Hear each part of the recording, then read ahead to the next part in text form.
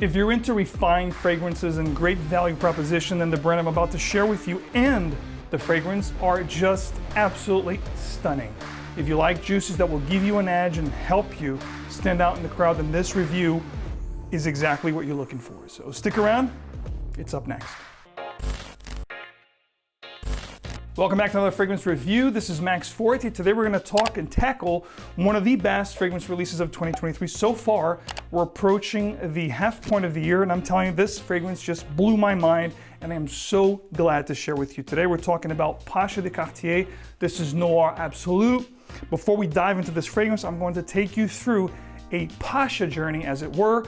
And I have to emphasize that not only the Pasha collection, but the whole Cartier brand is incredible as a whole. If you're looking for great value proposition, incredible smelling fragrances that will help you stand out, whether you go with the Declaration line, the discontinued Menthe de Cartier, the Santos line, and of course the Pasha, which happens to be my favorite. In this video, I'm going to take you through the original from 1992 all the way until right now, the latest one, of course, Pasha de Cartier Noir Absolu, which is going to be a review in of itself, but of course, you guys asked for it. Here it is, the comprehensive guide to the Pasha line. Let's hop into it. Kicking off the list, we're going to start here, of course, in the very beginning with 1992, the Eau de Toilette Pasha de Cartier, the original Pasha. This fragrance is, in essence, a barbershop fragrance. Now, when you want to know exactly what a barbershop is, perhaps you want to check out this video, which will shed some light if you don't know what a barbershop is. But if you do know what a barbershop is, it's actually the genre of the fougères, which this fragrance is going to be exactly that. The green oak moss, the lavender is prevalent here. It smells absolutely incredible. But the three elements that I love about Pasha de Cartier are the following. The mint up top, which makes this very bright. Even though it's a fougère, it's not very dark and dampy. It's actually a very, bright and uplifting kind of a fougère slash barbershop feel. And the two elements that I love about Pasha de Cartier are going to be the sandalwood in the base, which adds this beautiful creaminess to the fragrance, and the absolute gorgeous Brazilian rosewood, which adds this lovely dimension and texture.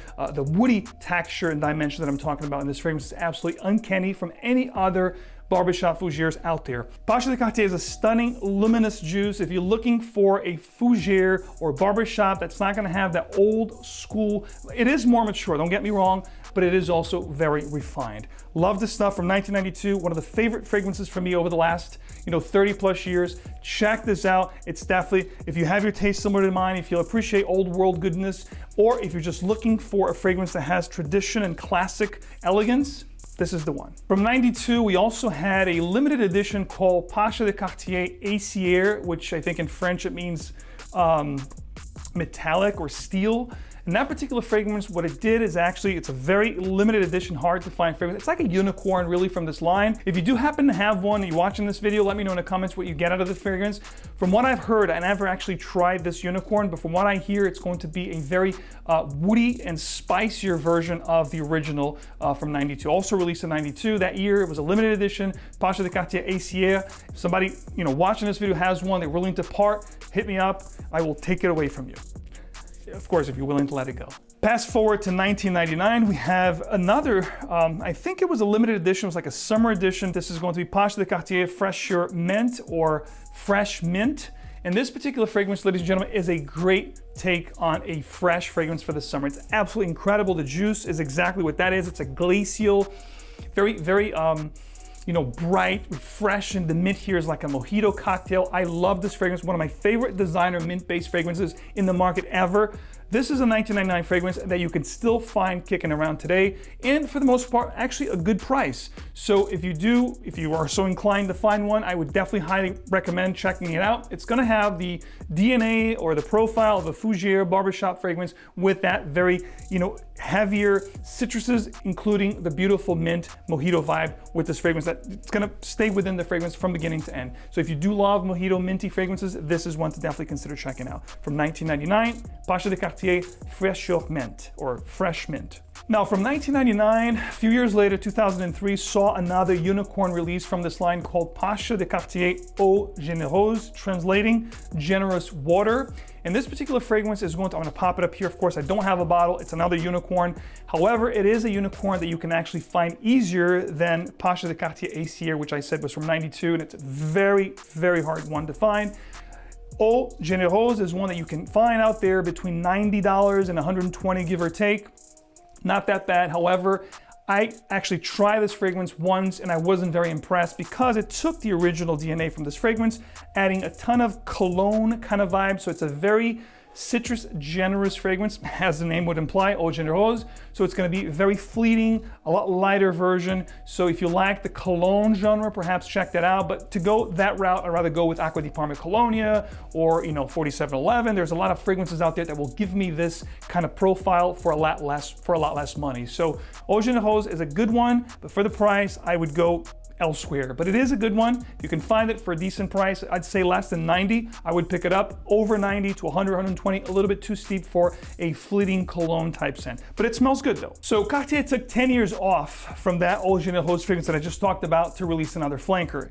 And in 2013, we have Pasha de Cartier Edition Noire. Now the name here and the bottle are very deceiving because you look at the bottle, it's a dark bottle, it says Edition Noire. You think it's going to be a dark fragrance. It is nothing like that. It is rather a very pleasant, ozonic fragrance. It has a gorgeous note of black pepper up top. If you like spicy, peppery scents, this is a great one to try. The smell itself is fantastic. You have some violet leaves, some watery notes. So think about floral, watery notes, definitely extremely fruity, tons of citruses.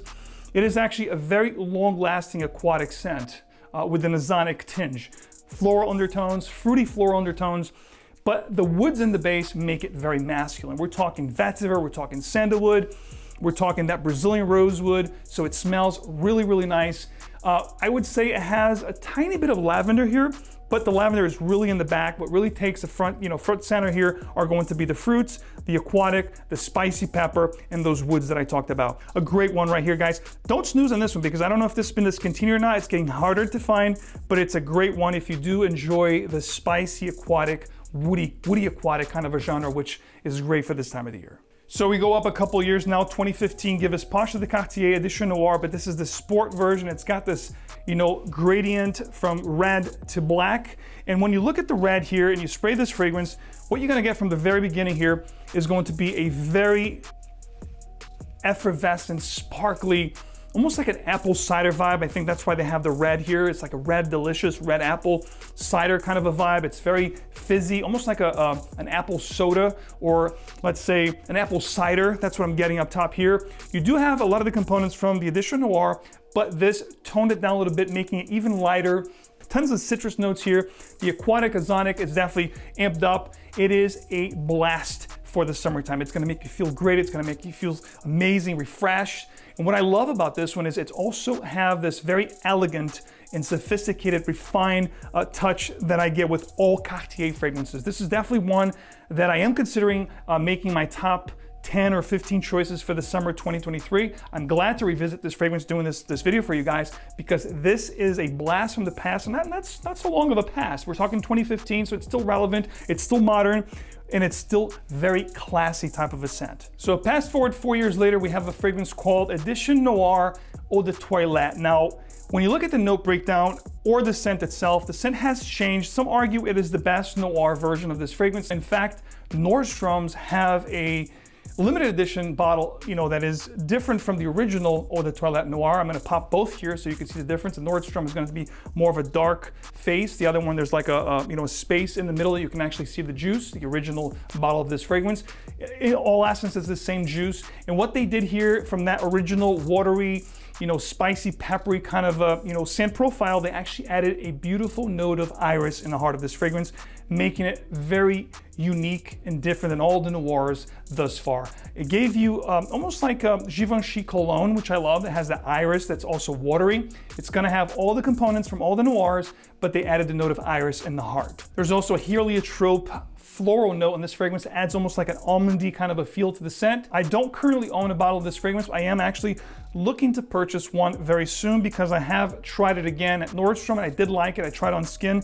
So I think I'm gonna bring it to my collection. If you watching this video right now, own a bottle of this particular fragrance that you don't want, definitely let me know. I may take it off your hands. Otherwise, I'll just pick it up at Nordstrom. But I mean, I'm hard pressed to say that any one of these fragrances are not good. They're all great in their own way. It's just a matter of taste. In fact, I'm gonna talk about this next one here from 2020, which in my opinion, it probably still is, but now it's kind of hard with the new one. But this one here is up there. This is Pasha de Cartier Parfum Edition. And I'm sure at some point, Cartier will give us an Elixir edition. I'm just waiting for an all gold bottle with, black appointments, or all, black with gold appointments. I can see an Elixir version coming very soon. But Pasha de Cartier 2020, the Parfum version, it is absolutely stunning. It took all the gorgeous components that I love with this fragrance, the fougere, the oak moss, the lavender. What made Pasha de Cartier Parfum stand out from all the other flankers, in my opinion, is of course the whiskey, boozy note and facet that they added to this fragrance, making this a woody, spicy, ambery, boozy fragrance. An absolutely stunning fragrance that's gonna give you this edge, that's gonna make you stand out when you're walking into a room, you're going to command attention. In fact, I am gonna say right now, when it comes to designer fragrances over the last couple of years, it's very hard to find a fragrance that stand up toe-to-toe with this fragrance. I am hard pressed to find another fragrance like this one. It's gonna make you stand out. It's gonna give you this edge. It's gonna command attention. It's gonna give you this confidence feel like Pasha de Cartier Parfum, guys. We're talking, balsam fir, this piney green, kind of a vibe. We're talking whiskey. We're talking sandalwood, spices, lavender. It is absolutely but truly, it's just a great fragrance, guys. If you're looking for something to really stand out and to make a statement when you're walking into a room, something to really enhance your attire, this is the one to check out. I always say, when it comes to like a great fragrance wardrobe, this should be a part of your fragrance wardrobe when you're looking for something classy, sophisticated, mature, confident. This is the one. And last but not least, we're gonna talk about the latest creation. And by the way, I think they have shrunk the bottle a little bit. These are both 100 mils, but I think the new one, the Cartier Noir Absolu, it's slightly smaller. The cap is definitely a little smaller there, as you can see here in the dimple. But needless to say, the scent is huge, guys. This one here, I talked about it in the video that I did for you guys talking about first impressions. This is Noir Absolu, and it is just an absolute stunning fragrance. The way it opens, to me, it is one of the best openings that I've ever smelled in the world of perfumery. I'm not joking, guys. It's gonna open up very nutty, almost like a roasted pistachio kind of a feel. Not so much of a boozy, but it does have like a liqueur thing in the background, drizzles of caramel, on charred woods. It's got the smoky vetiver kind of undertone. When you look at the notes, it's gonna give you two notes. It's gonna give you charred woods and caramel, but there's so much more to this fragrance. I do get lavender, I do get sandalwood, I get a lot of the elements from all the other fragrances in the line, but let me digress a little bit and talk about this fragrance as a whole, how it opens, how it develops, and how it dries down. I am actually wearing this fragrance today. So Noir Absolu opens up ashy, almost like a cigarette ashes kind of a thing. I know it sounds weird, but when you add all the facets that I'm gonna talk about here, the beautiful caramel drizzle, the woods, that smokiness, it is front and center, but you also have a nuttiness, almost like not so much roasted chestnuts, more of like a roasted pistachio. If you smell both, you know the difference. It's got this nutty, ashy kind of an opening, but then it starts to develop. You have cypress here, which adds this green note, definitely lavender. There might be some oak moss here because there is a very heavy green component to the fragrance. The charred woods will have the smokiness from beginning to end, so you must like smoky fragrances. I do get a vetiver here. The caramel just adds this gorgeous dimension that's borderline gourmand, but it just adds the sweetness to the fragrance that just greets you at hello and just keeps you coming back. It's one of those fragrances that has this addictive quality to it. You just can't get enough, and trust me, people around you won't either. It smells just unbelievable, guys. The beginning, the opening is one of my favorite openings, but the development is equally as good. However, when you get into the heart, into the dry down, it kind of gets a little linear. The base of the fragrance is definitely going to give you more sweetness, more creaminess from the sandalwood, and it's gonna be more mass appealing. But the beginning, that smoky, ashy feel might turn some people away, but I think it's got more positives than negatives, because I know sometimes if a fragrance is too daring, it might turn people away. I think it has more appealing components than anything, because it is a designer after all, but it does have a, intriguing facet that's like one of those niche quality. When I say niche quality, of course, the ingredients here are great. I don't think they're using cheap ingredients here.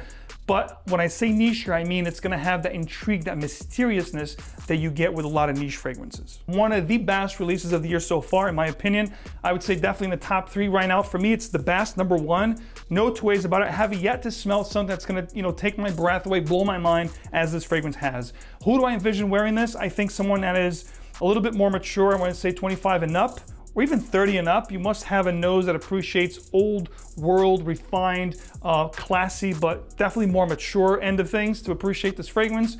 It is gonna give you positive attentions. It has given me really good positive attentions. So it's one that I'm really loving at this point. Not only do I love to smell it, but you know, people around me are also enjoying the way I smell, so that's a plus. Compliment factor is definitely good on this one. Performance is very, very good. We're talking 8+ hours. It's gonna push very hard for the first 2 hours. If you do spray your clothes, it's gonna be there the next day. And as far as sillage, this stuff here is beast in sillage. So as far as when to wear this fragrance, I think this is optimal for fall and winter. But I do think you can actually rock this as a signature scent. If you control your sprays, you don't go crazy, if you go into an office, this has a boss-like vibe. If you really want to convey, you know, a vibe about yourself, that you're in control, that you are very confident, this is definitely one that I would myself wear as a signature scent, of course, providing I control the sprayers depending on my environment, where I'm going. But you could definitely wear this as a signature scent, but I think it will shine the most in the cooler months of the year. Or dressier occasions, or evening wear attire, or dressier attires, if you will. By the way, just for the sake of going through all the fragrances from the Pasha line, 2022, I actually had 2 limited edition releases. One was a Noire and one was a Parfum. I don't currently own them, as I think they smelled very, very similar to the other ones. The only difference was the presentation. So let me know in the comments, are you a fan of the Pasha, the Cartier collection? And if so, which one is your favorite? Which one here from the ones I presented to you today sound most interesting? I'd love to read your comments. If you have any one of those unicorns, hard to find Pashas, you know, that I haven't been able to feature here because I don't own it, let me know which one I should actually try to get it, you know, in my collection. I'd love to, again, read your thoughts, your comments, and interact with you in the comment section of this video. As always, thank you so much for your support. If you guys appreciated this video, leave a like, subscribe for more, and of course, hit the bell if you will, so you get notifications of these videos that I put for you, so, you know, wholeheartedly. And of course, your support is always appreciated. Guys, thank you so much. Stay tuned for a lot more. Let me put a little bit more because this stuff here is absolutely fire. And I will see you right back here with another review or top video very soon. Take care.